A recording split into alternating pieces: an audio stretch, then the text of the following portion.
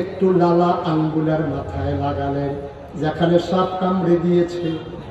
আবু বকর সিদ্দিকের ওই জায়গায় নবী নিজের হাতে একটু লালা লাগাই দিলেন। আবু বকর কয়, গোটা পৃথিবীর মানুষ, খোদার কসম তোমরা সাক্ষী থাকো, যেই মাত্র নবী একটু লালা লাগাইলেন, লালাটা লাগানোর সাথে সাথে আমি এমন আরাম পাইলাম, ওই সাপ কামড় দেওয়ার আগে আমার পাটা যেমন আরামে ছিল, মৃত্যুর পূর্ব মুহূর্ত পর্যন্ত নবীর লালা লাগানোর পরে আমি যে আরাম পেয়েছিলাম, এই আরাম আর কোনদিন এমন পাই না।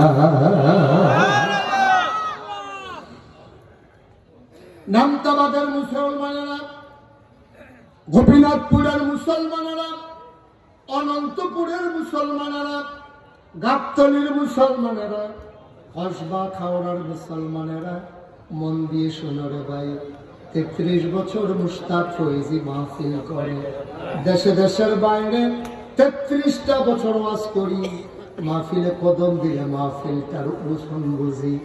আজকে তোমাদের মাহফিলে কদম দিয়া আমার মন সাক্ষী দিয়েছে, তোমাদের মাহফিল আমার আল্লাহ কবুল করে নিয়েছে। এই কবুল হওয়া মাহফিলটা থেকে উঠে দাও মোটেও ভালো কাজ, মোটেও ভালো কাজ। কবুল হওয়া মাহফিলের দোয়াও কবুল। এই প্যান্ডেলের ভিতরে যারা বসে আছো, আমি জানি না তোমরা মাহফিল বলতে কি বুঝছো। তোমরা কি মনে করছো মাহফিল মানে হ্যান্ডবিল, মাহফিল মানে পুস্টার, মাহফিল মানে প্যান্ডেল, মাহফিল মানে লাইট, মাহফিল মানে মাইক, মাহফিল মানে বক্তা? না না, তোমরা যা মনে করেছো মাহফিল মানে তা না। মাহফিল মানে হচ্ছে তোমার জীবনের গুনাহ মাফ। মাহফিল মানে হচ্ছে এই এলাকার কবরবাসীর কবরের আযাব বন্ধ, ঠিক কিনা?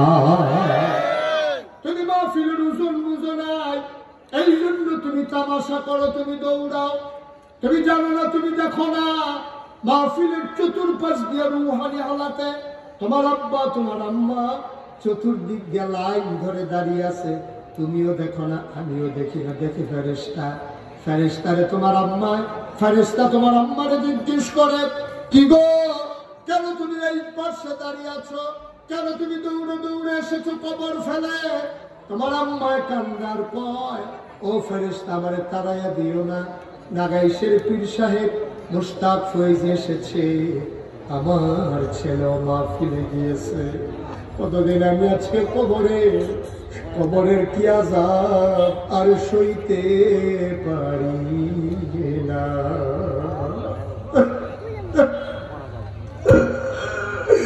আমার কবরে কি আযাব,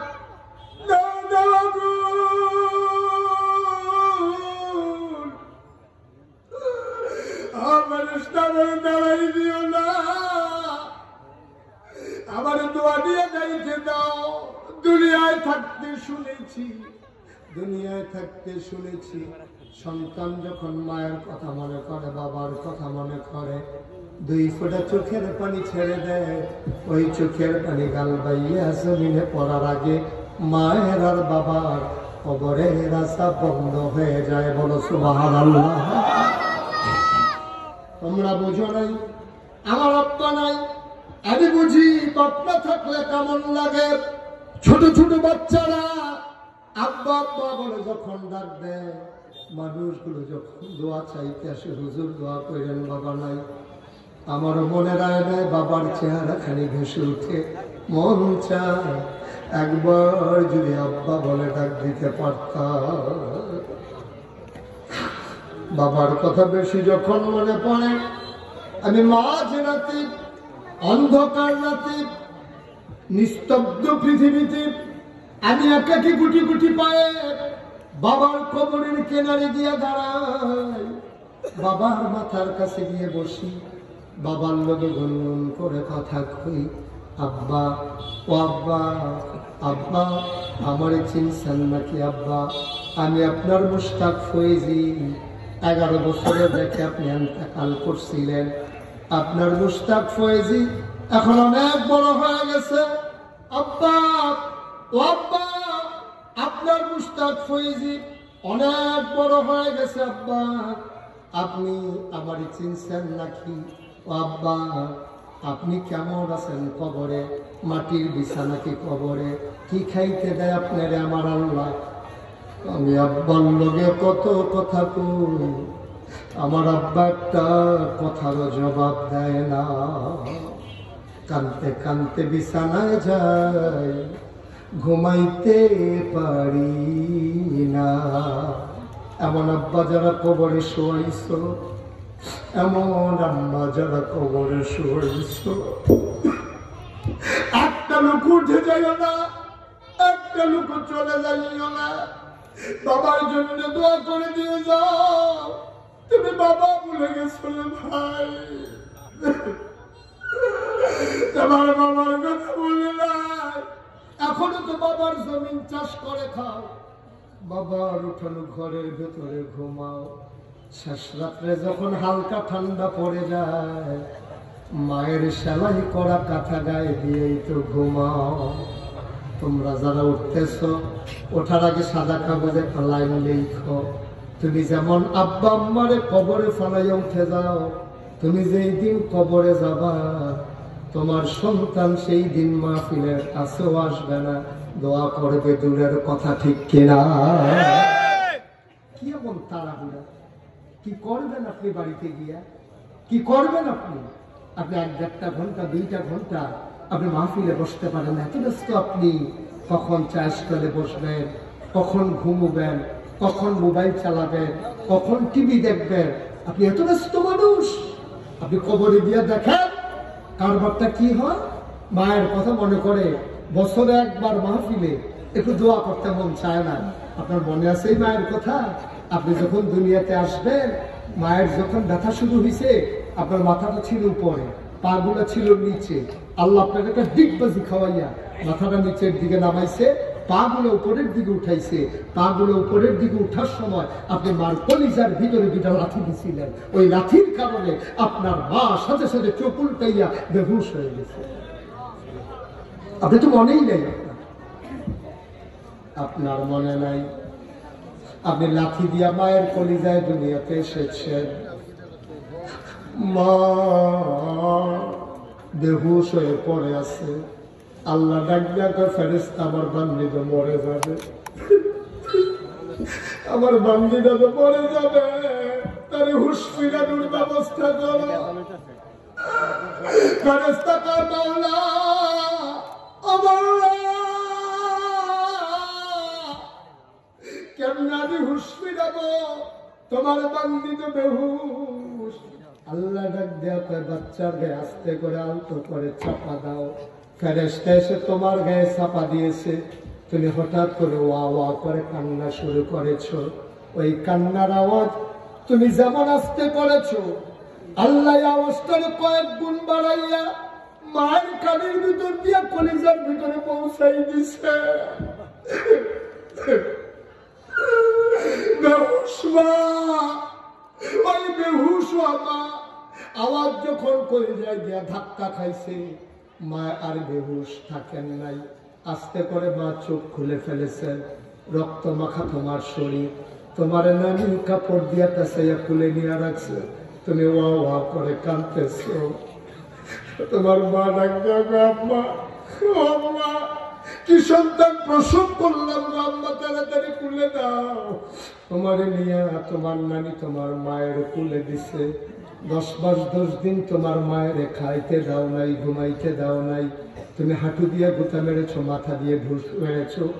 এই মা আসার সময় কলিজায় তুমি 2টা লাথি মারছো। এই মা তোমার যখন তোমার নানি তোমার মায়ের কুলের ভিতরে দিছে, এমন একটা জায়গা নাই যেই জায়গাটায় তোমার মা চুমা খায় নাই। আনন্দবাদের মুসলমান মুশতাক ফয়েজি যদি আর কোনদিন না আসে, কোনদিন যদি তোমাদেরকে না ডাকে, এমনি তোমার কেউ বলবে না, জোর করে করে কেউ তোমার বসাবে না রে ভাই। তোমার হাঁটা তুমি হাঁটবা, আমার কি আসে যায়। কিন্তু এই গ্রামের মাটির নিচে আমার অনেক আত্মীয়রা ঘুমিয়ে আছে। তোমরা কোনোভাবে না কোনোভাবে আমার সাথে আত্মীয়তার বন্ধনে জড়িয়ে আছো। এই জন্য জোর করে বসাতে চাই। ওই কবরের মানুষগুলোর অনেক দাবি আছে আমাদের কাছে। আজকে মায়ের কথা বলে করে একটা ফোঁটা চোখের পানি ছেড়ে দাও। চোখের পানিটা গাল বাইয়া জমিনে পড়তে দেরি, মায়ের আর বাবার কবরের আযাব বন্ধ হইতে দেরি হবে না, ঠিক কিনা? বাংলার মুসলমান মনে রাখো, মনে রাখো, দিনটা তোমার আসবে না। হাসান বসরি রহমাতুল্লাহ আলাইহি আল্লাহর একজন বড় বিরাট বুজুর্গ ব্যক্তি, তিনি এক জানাজায় গেলেন। সুবহানাল্লাহ, ঘুমাই গেছেন আপনারা? বলেন সুবহানাল্লাহ। হাসান বসরি জানাজায় গিয়া উনি জানাজার শেষে কাঁদতেছেন। ভক্ত মুরিদারা কই, হুজুর কাঁদেন কেন? বাবা একটা কথা চিন্তা করে কাঁদি, যে মানুষটার আমরা এখন জানাজা দিলাম, এখন যদি তার জীবন ফিরাই দেয় মানুষটা কি করবে? কয়টা তো হুজুর হবে না, তা আমিও জানি হবে না। যদি কোনো কারণে আল্লাহ দয়া করে জীবন ফিরাই দেয় সে কি করবে? আবার সবাই বলে, হুজুর মানুষটার যদি জীবন ফিরাই দেয় সে নামাজ ছাড়বে না, রোজা ভাঙবে না, মিথ্যা কথা বলবে না, সে অন্যায় করবে না, বিচার করবে না। হুজুর যদি তার জীবন ফিরাই দেয় মানুষটা ফেরেশতার মতো ভালো হয়ে যাবে, গোনার কাছেও যাবে না। হুজুর কান্দে আর কয়, বাবা মানুষটার জীবন ফিরাই দেওয়া হবে না, সে আর এমন হইতে পারবে না। কিন্তু আমরা যারা বেঁচে আছি ইচ্ছে করলেই এমন হয়ে যেতে পারি, পারি না? আমি যদি আজকে সিদ্ধান্ত, ওর ডিসিশন, এটা আমার সিদ্ধান্ত, আমি নামাজ ছাড়বো না, তার সাথে ফাইনাল, আমি নামাজ ছাড়বো না। আমার কে নামাজ ছাড়াবে? আমি রোজা ভাঙবো না, কে আমার রোজা ভাঙাবে? আমি হজ ফরজ হলে করে নেব, কে আমারে বাধা দেবে? আমি মানুষের জন্য করে নেব, আমার সামর্থ্য আছে আমি করবো, কে আমাকে বাধা দেবে? আমি আমার মামার কাছে আবদার করেছিলাম, মামা আজকের মাহফিলের প্রধান অতিথি, এই জনপদে জন্ম দিয়ে নিয়েছেন আপনি, জোর করে কেউ কোনো জনপদে জন্মগ্রহণ করে নাই, এটা আল্লাহর পক্ষ থেকে আপনাকে এই জনপদে পাঠানো হয়েছে। এই জনপদে আপনার কিছু দায়বদ্ধতা আছে, আপনার কিছু করার আছে, সব করে দিতে পারবেন না। আপনি 1 কেজি করে গম দেবেন, সকালবেলা আবার লাগবে, 5 কেজি করে চাল দেবেন, পরের দিন আবার লাগবে। কিন্তু আপনি একটা কাজ করে দিতে পারেন, জনপদ বদলে যাবে।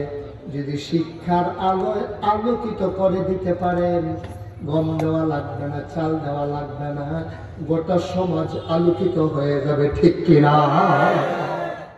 বাবা আমার সাথে এগ্রি করেছেন, তিনি একমত হয়েছেন। এই সমাজে সামান্য সময়ের ব্যবধানে ইনশাআল্লাহ ইনশাআল্লাহ আপনার একটা একেবারে কি বলে পরিপূর্ণ পাঠাগার ঘর আকারে আপনার ইতিমধ্যে পেয়ে যাবেন, যেখানে সকাল বিকাল আপনার সেখানে গিয়ে পড়তে পারবেন। কোরআনের তাফসীর থাকবে, হাদিস শরীফ থাকবে, বাংলায় অনুদিত বিভিন্ন গ্রন্থ থাকবে, সেগুলো পড়ে পড়ে আমরা শোনার মানুষ হব ইনশাআল্লাহ। আল্লাহ যেন কবুল করে সবাই করে মানুষটার জন্য দোয়া করার দরকার আছে না? এই কত ফলাফল উঠছে, আবার বুঝার মানুষ উৎসাহিত হয়। আরে ইচ্ছা করলে আপনি আগে বাইক যেতে কত একটা মনে হচ্ছে করে নিতাম রে। একটা মাহফিল আমি কত করে বুঝাইতেছি, উঠতেন না উঠতেন না উঠতেন না, আমি ডানিতে চাইলে বাড়িতে একটু উঠতে বাবা চাইলে ডানিতে উঠতে সারাবার ছুটে গেলাম। শেষ পর্যন্ত আমি আরেক দিকে চাইলে আমি দেখি কারা কারা উঠে, বাম দিকে চাইলে রয়েছি, কত দেখি ডানি দিয়ে একটা বেড়া পর্যন্ত গেছে, আমি কারা ফাল দিয়া পড়ছে, ফাট দিয়া প্যান্ডেলের মেগুল আছি আসা বাস প্যান্ডেল করে যে বাস কি ফুটছে, ফলাফল যে কালেকশন করছে, আশা আইকলা বাস রাখছে এগুলো দিয়া কে করছে, আমি যখন বলছি কে দাঁড়িয়ে আটকা দৌড় দিয়ে যে করছে, নতুন লুঙ্গিরা সেলেক্ট করে আমার। আর এখন শেষ কি আরো আছে না ঘটনা, এই বুড়াগুলোর লোক টুল দিয়েছে না, এই বুড়াগুলোর লোক টুললেই অমক হয়েছিলাম দেওয়া গেছে, তার এরপরে এই ব্যান্ডেজ ব্যান্ডেজ কইরা তার হাসপাতালে লইয়া গেছে, নিচে কসবা নিচে পরে হেতাবার করছেন কিতা এই নাচ মাস ডাক্তার তুলছে, তুললে সেটা তার পাওয়ার মধ্যে পরিষ্কার করে ব্যান্ডেজ করছে, করে সেটা লাল দিয়ে রাখছে পাও, কয় ডাক্তার সবাই যে ব্যান্ডেজ দিয়েছে, আর না যখন নামানোর লগে লগে আবার সিনকি দিয়ে রক্ত চলবো মিথ্যা থাক 6 ঘন্টা। কয় ঘন্টা? কথা কয় না রে, কয় ঘন্টা?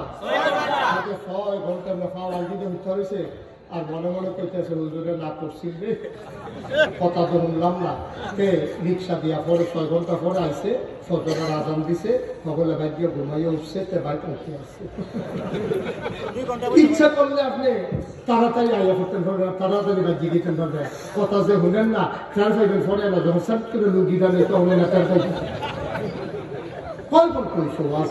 আমি যাতে নিয়োগ করছিলাম মামলা বেঁচেছি, আর যত তো 4-5 ঘন্টা ওয়াশ করা আমাকে বলে যে খাওয়া করতে হবে।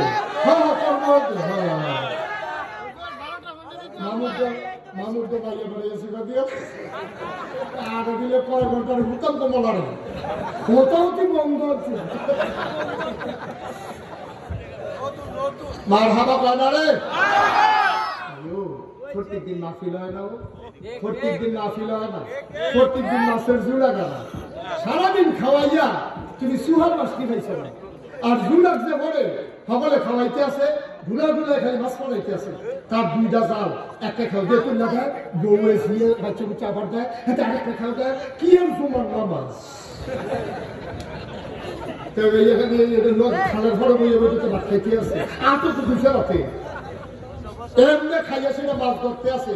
আরেকটার বউয়ে কইতেছে আপনি আমার ঘর কি কইলেন জামাইকে কইতে আছে আর কি, কথাটা কইতে করে ঠেলার মধ্যে আইয়া করছে। পরে তারে গিয়া পারেছে ঠেলা ঠেলা, তাই আপনি যান, তার জানো তো যান কি লইয়া ওই সিরা মশারিটা লইয়া যান। তো মশারিটা লইয়া সাইকেল হিট তিনি এইটা দিয়ে হালাইছে, বাইরে দিয়ে একটা মাছ থেকে একটা সাদা হইয়া গেছে। সব হারালো পায় না মাছের যখন ঘুমাইতেছেন যা তখন জাল লাগানো মশারির দ্বারাইয়া লাগে, আর সারাদিন খাওয়াইয়া সুহার মাছ পাওয়া যায় না। ঠিক কিনা আপনার সোয়াবের জুলাইতে গেছে না, ঠিক কিনা সব সোয়াব লই আছে বা দুলাই দুলা, ঠিক না? সবাই মিললে আমরা ওই এত কথা বিক্রি হাতে উঠাইছে না, এমনি উঠাম করে সিহুন জিঙ্গা দিয়ে খিসন যাইতো।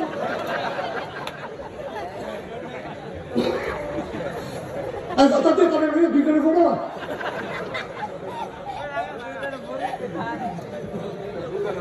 মার হাবা পানা দূরে পানা মার হাবা। হ্যালো ভাই, সারা জীবন থাকতেন না তো দুনিয়া, থাকতেন না সারা জীবন। একটা ফুসি লইয়া যাইয়া, একটা ফুসি লইয়া যাইয়া, নাহলে যাইতে করে হালানি গেছে বরবাদ হইয়া সব। ঠিক কিনা পাও দিনের চিন্তা আপনি খেয়াল করে দেখছেন, শিক্ষা নেওয়ার বিষয় সবকিছু তামাশার বিষয় না, হাসির বিষয় না, প্রতিটা কথার জবাব দিতে হবে। আপনি তো অনেক কথা কই যাবেন, অনেক কথা কইতে গিয়ে অনেক সময় অনেক ভুল কথাও চলে আসছে। যেমন কিছুদিন আগে আমি আম্মাজান খাদিজার ব্যাপারে কথা বলতে গিয়া একটু অন্যভাবে বলে ফেলছি, আঞ্চলিক ভাষায় কথা বলি তো অনেক সময়, কিন্তু আমি পরে বুঝছি কথাটা এইভাবে বলা না ঠিক হয় না। আমি বলছি যে এইভাবে কথা না, কে বললো না বললো আমার দরকার না। আমার চিন্তা হলো যে কথা বলতে অনেক চিন্তা করে বলতে হবে, ওনাদের সম্মান মর্যাদা এটা অতুলনীয়, যেটা তুলনা চলে না। এই জন্য কথা বলতে হবে খুব মাইকা মাইকা। অনেক সময় আমাদের কথা 2-2.5 ঘন্টা কথা বলি, তো অনেক সময় এমন কথা হয়ে যায় যেটা অনাকাঙ্ক্ষিত, পরে নিজেও বুঝি আসলে এই কথাটা না বললেই ভালো ছিল। আলহামদুলিল্লাহ বলবেন না? পরে নিজেই বুঝি যে এই কথাটা এইভাবে না বললে অন্যভাবে বলা দরকার ছিল, কতভাবেই বলা যায়। আল্লাহ যেন কবুল করে, ওইভাবে যেন সাবধানতার সাথে প্রতিটি পদক্ষেপ নেওয়ার তৌফিক দান করে। সবাই কনা আমিন, কনা আমিন। কথা বলা সব আমাদের দেশে আপনি একটা কিছু কইছে, এবার ফেসবুকের ভিতরে কেমন জেগেতে আছে, এইটা সিস্টেম না। আমি যদি দেখি যে মামার একটা সমস্যা, তা আমার সর্বোচ্চ দায়িত্ব হলো আমি যে কোনো মূল্যে ওনার একটা মোবাইল নাম্বার সংগ্রহ করে আমি ওনাকে ফোন করে বলা, আপনার করে জানেও না হাবারা দিছে ডাহা, আর আপনি হাবারার ব্যাপারে মিছিল বার করিয়া ভাড়াইতে মতো চালাইতে আছেন, এটা সিস্টেম না। ওনার তো কোনো লাভ হইল না, আপনারও কোনো লাভ হইল না, বরঞ্চ লাভ হইল এটা যদি ওনাকে ধরাই দিতে পারতেন, উনি যদি শুধরে যেতে পারতো, তাইলে জিনিসটা লাভ ছিল। অনেক ওলামা এখানে অনেক সময় আমাকে ফোন করে পরামর্শ দেন, হুজুর এই ব্যাপারটা এইভাবে না বলে ওইভাবে বললে ভালো হয়। আমি এগ্রি করি, আমি অনেক সময় নিজে মন থেকে গ্রহণ করি, ঠিকই তো আছে, এই কথাটা আসলে এইভাবে না বলে ওইভাবে বললেই ভালো। কিন্তু আমাদের দেশে কথা নেওয়ার মতো মন মানসিকতা আবার কম। কিন্তু আল্লাহ আমাকে এটা দিচ্ছে, আপনি যদি আমাকে ধরাই দিতে পারেন যে হুজুর এটা এইভাবে না বলে ওইভাবে বললে ভালো হয়, আমি একেবারে সাথে সাথে সেকেন্ডের ভিতরে আমি এটা নেওয়ার মতো ক্ষমতা, মন মানসিকতা আল্লাহ আমাকে দিয়েছে। আল্লাহ যেন কবুল করে সবাই করা আমিন, জোরে পড়েন আমিন। যারা পরামর্শ দেয়, আমার যারা হিতাকাঙ্ক্ষী শুভাকাঙ্ক্ষী, আমি তাদের মঙ্গল কামনা করি। যারা আমাকে পরামর্শ দিয়ে দিয়ে আমাকে এত দূর পর্যন্ত এগিয়ে নিয়ে এসেছে, আমি তাদের জন্য দোয়া করি। আল্লাহ যেন কবুল করে সবাই করেন আমিন। বন্ধুরা আমার, তাইলে আমরা কথা কি দাঁড়াইলো, আজকের মাহফিল কবুল, এটা আমার মন সাক্ষী দিয়েছে, আলহামদুলিল্লাহ বলবেন না? সুতরাং আপনার আব্বা আম্মার জন্য একটু দোয়া করার দরকার আছে নাকি নাই? দোয়ার আগে একটু তাওবা করারও দরকার আছে। যেহেতু আমার মামা ইঞ্জিনিয়ার কামাল সাহেব, উনি যেহেতু ইনশাল্লাহ পাঠাগারটারে ইমিডিয়েটলি, আমি যত ব্যস্ত থাকি মামাও আসবে, আমিও আসবো, যোগাযোগ করবা তোমরা ছেলেরা, আমরা এসে পাঠাগার উদ্বোধন করবো ইনশাআল্লাহ। সকালে মামাকে নিয়ে এই স্থান এলাকা পরিদর্শন করে ভিজিট করে কোন জায়গায় করা যায়, সকালবেলা মামাকে নিয়ে তোমরা করবা, করার পরে কিভাবে কি করা যায় মামার সাথে টাইম টু টাইম যোগাযোগ করে করে ফেলবো ইনশাআল্লাহ। কাজ শেষ হলে যত ব্যস্ত থাকে আমি দিনের বেলা হলেও আমরা এসে উদ্বোধন করবো। মামা নিয়ে আমার কোন যে না লাগবে, আপনার লাগবে না, নিয়ে শেষ নারাইকের মামু, তারপর উচিত কি কিতা গেছে, আমি না এসে মাফ না নিয়ে এসে মাশাআল্লাহ আমিন কর, জুড়ে বলেন ইনশাআল্লাহ। এই নামতাবাদবাসী এই একেবারে পরিপূর্ণ একটা পাঠাগার পেয়ে যাবে ইনশাআল্লাহ। আল্লাহ যেন কবুল করে সবাই বলে আমিন। আমরা সবাই মিলে তওবা করি। এতক্ষণ আমি কাউকে বসতে বলি না, এখন একটু বসে পড়তে পারলে ভালো হবে। আমরা তওবা করবো তো আল্লাহর দরবারে মাপ চাইবো, দাঁড়াইয়া দাঁড়াগিরি দেখাইয়া মাপ চাওয়াটা সুন্দর হবে। আচ্ছা জি, এগুলো আগে বলতে হবে। হ্যাঁ শুনেন, আজকে আমাদের এই জাতি ধ্বংস হওয়ার পিছনে সবচেয়ে বেশি যেটা ভূমিকা পালন করে, এটা নাম হলো মাদক এবং নেশা, ঠিক কিনা বলেন? আপনাদের গ্রামটা তো বর্ডার বেল্টে, গোপীনাথ সুলফা মিলে যখন তো গোল্ডেন দিয়া বলে ইন্ডিয়া পড়ে যাবেন, আপনাদের গানপুরে হইতে ইন্ডিয়া না, আপনাদের এলাকা বর্ডার বেল্টে। এখানে শুধু বললে কথা না, সারা বাংলাদেশে যে কোনো জায়গায় মাদক দ্রব্যগুলো এখন হাতের নাগালে পাওয়া যায়।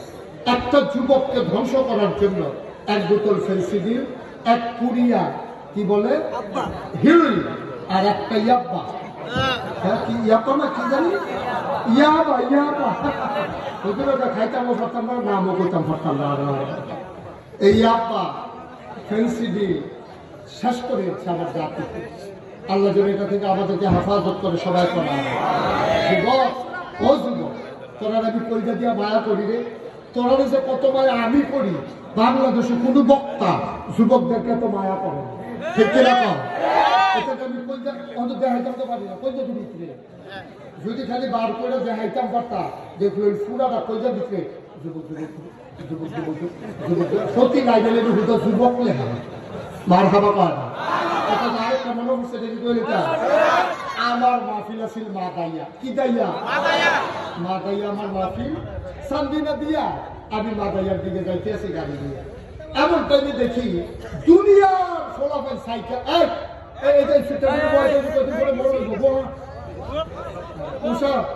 মার হাবা কর।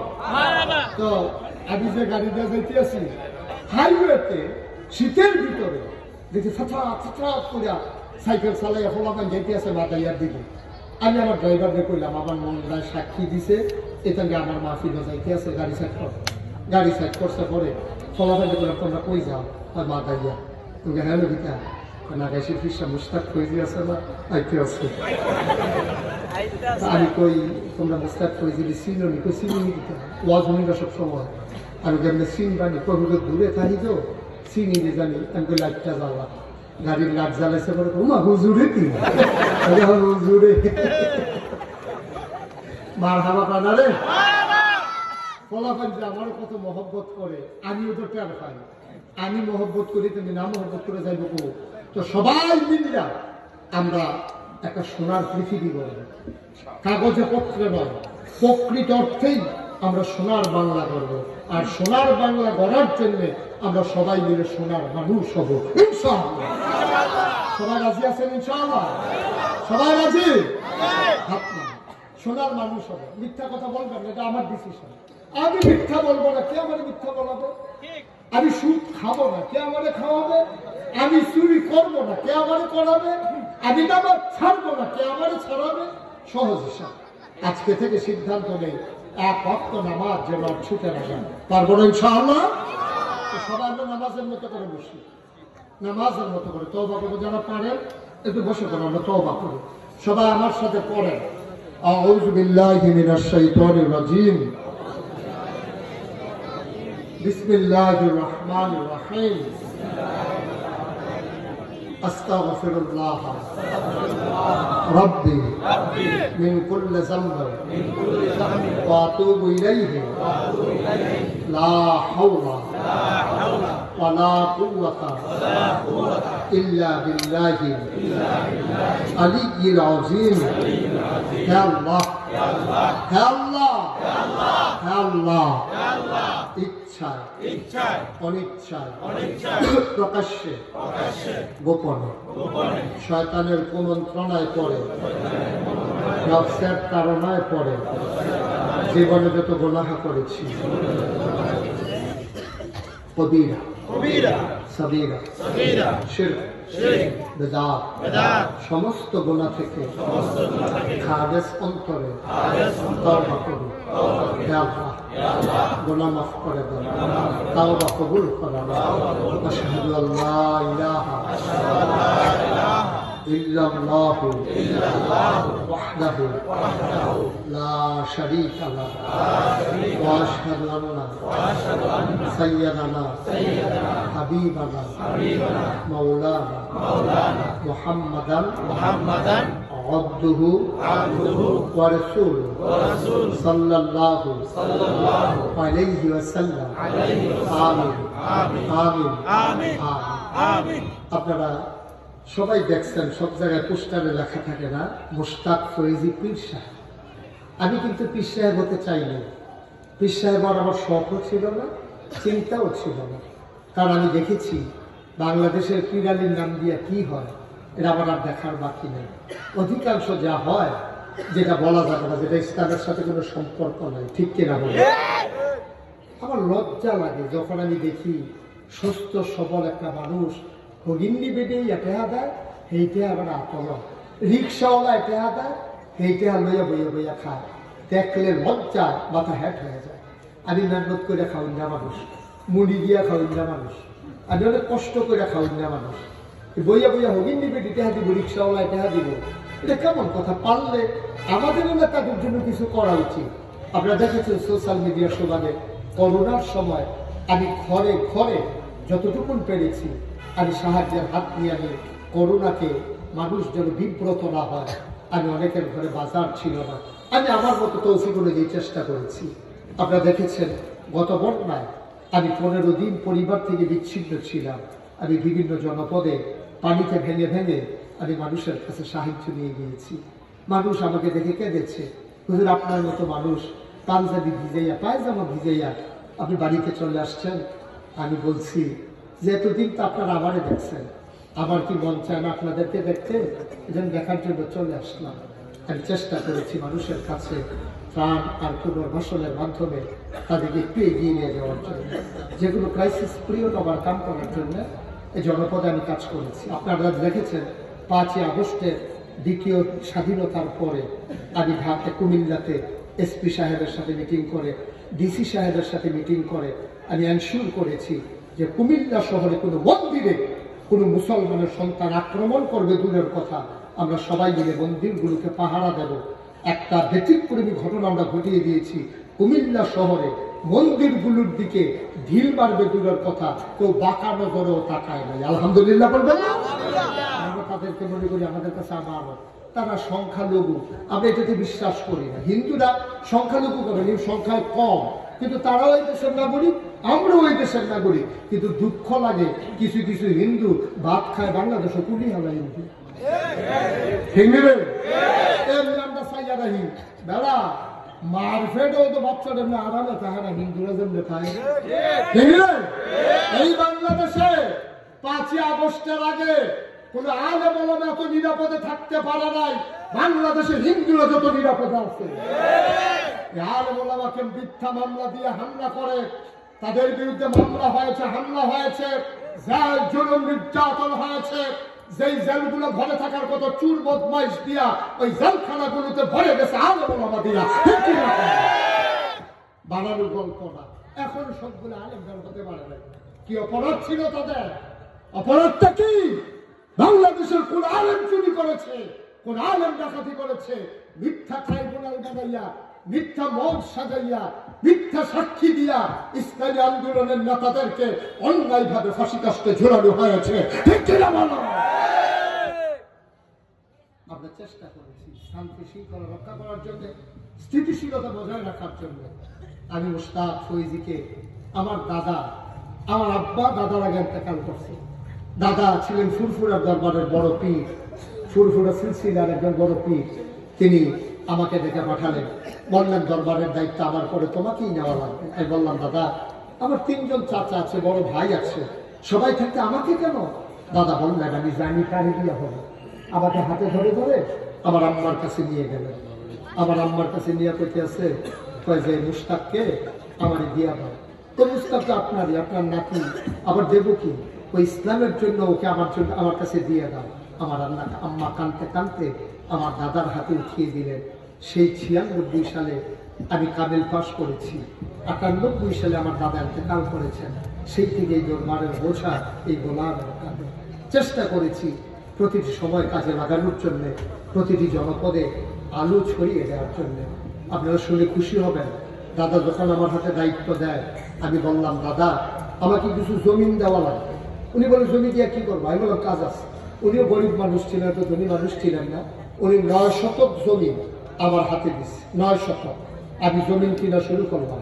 আল্লাহর খাস মেহরবানি, নাগাইশ দরবার এখন 1800 শতক জায়গার উপরে এক বিশাল কমপ্লেক্স। মারহাবা বলবেন না? 18 শতক, 100